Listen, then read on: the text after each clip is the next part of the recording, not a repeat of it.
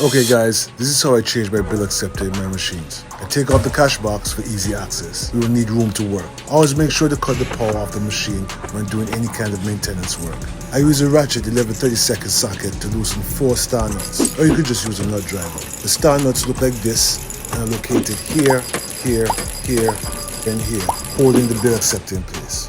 Disconnect the bill acceptor from the current mech and the GVC board. This actually should have been done immediately after turning the power off. I use a tie strap to hold my cables together, so of course I have to break the tie strap and then take out the old bill acceptor.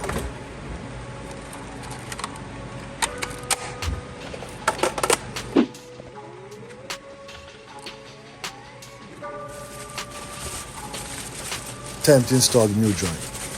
I always go crazy on the bubble wraps. This is my ritual. Okay, place the new bill acceptor in the door. Then we basically do everything we just did, but in reverse.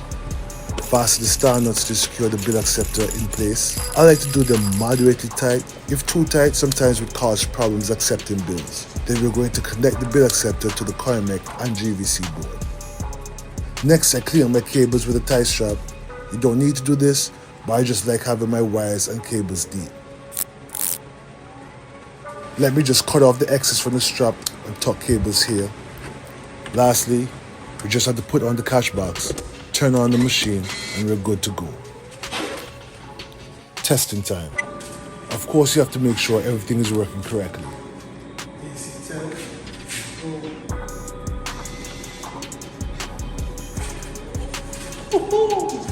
My celebration dance. Let's make sure it's not a fluke. Let's test some more bills. I installed a firmware that accepts dual currency, so my machines accepts both US dollars and Eastern Caribbean currency. So we have to test both.